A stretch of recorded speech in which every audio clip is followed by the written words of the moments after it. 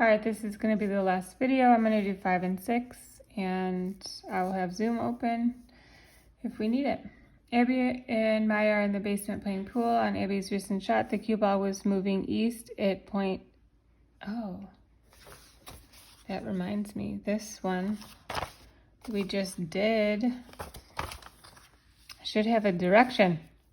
This, our initial velocity, right, would be to the west, right? We want 1.7 meters per second to the west. It was identified as west in our problem. We should keep it identified as west for our answer anyway. All right, so our initial velocity 1 is going to be equal to 0.82 meters per second east. When it's struck by a slower 5 ball moving in the same direction, so the velocity initial of the second ball is going to be 0.24 meters per second east. The 5 ball immediately speeds up to 5.2 meters per second. This is my final velocity of the second ball.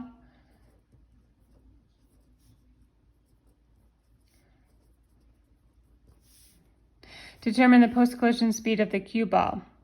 We're also going to determine if the kinetic energy in the situation, and we can assume that all of these balls have the same mass. So if I look at my equation,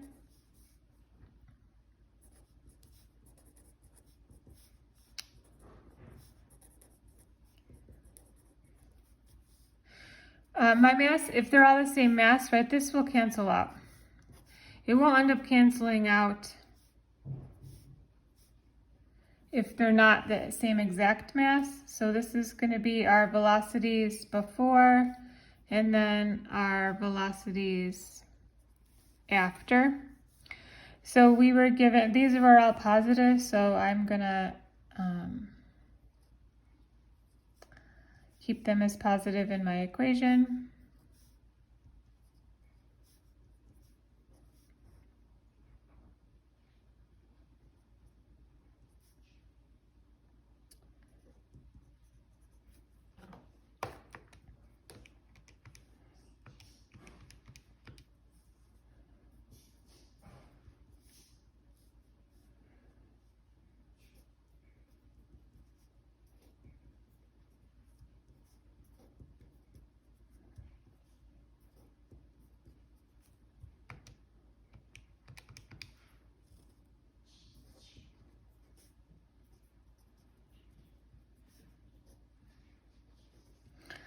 All right, since this isn't negative, we could safely assume that it's going to be heading in the eastward direction. So if my first ball slowed down, right, it went from a higher velocity to a lower velocity, it makes sense that the second ball sped up. So I went from a lower velocity to a higher velocity. All right. It says, is the kinetic energy conserved in the situation? We can assume that each pool ball has the same mass. So how we figure this out is finding our kinetic energies before and our kinetic energies after. Are they going to be the same before? So each ball has a kinetic energy, and we're going to figure out if it's the same kinetic energy that they have after. So again, our masses will end up canceling out because they're all the same. So we want to determine, is it greater than, no, less than, or equal to? What is going on here with are they equal before and after? So I can actually cancel out my halves as well, because we're just looking at if they're equal, not actually what the kinetic energy is. So my velocity squared for my first ball and my second ball and my first ball and my second ball post-collision. So I would say 0.82 squared plus 0.24 squared. And then post-collision, I would check out my velocity 0.54 squared and add it to 0.52 squared. Let's see, are they the same? Which one is greater?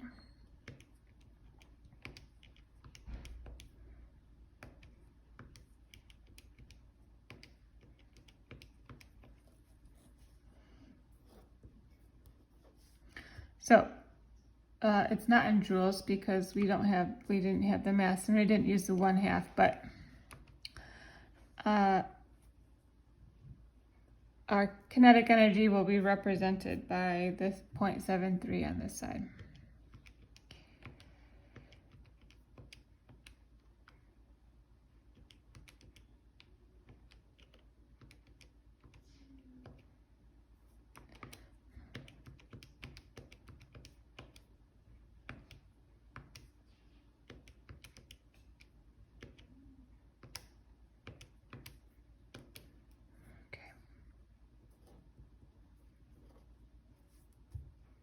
All right, they are not the same. So we could say that the energy before the collision is greater than post-collision. And therefore, this scenario is going to be inelastic.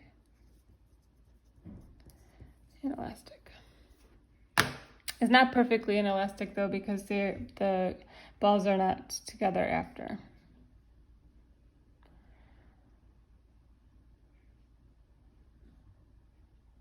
All right, let's do one more.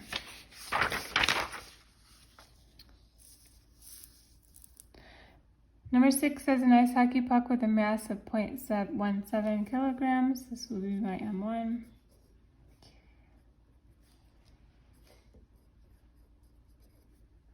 Collides inelastically with a snowball. So 2 will be our snowball. That is sliding to the left with a speed of 0.5 meters per second. So this is going to be the speed of the snowball. The combined puck and snowball slide along the ice with a velocity of 4.2 meters per second to the right. This is going to be our final velocity, and as indicated in the word problem, the puck and the snowball are going to be together. So our equation always starts with the momentums of each object before the collision and post-collision. But in this case, we can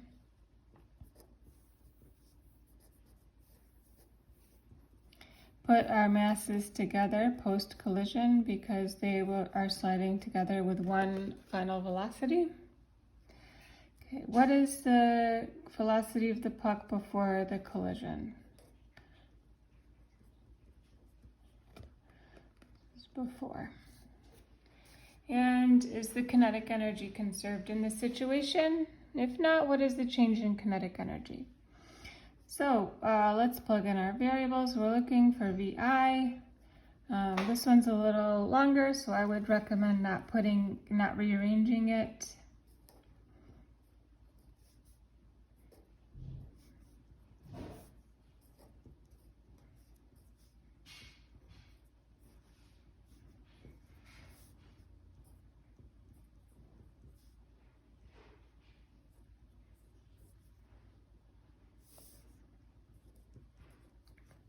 And it doesn't matter which one you identify as V1 and V2 as long as the velocity is with the right mass.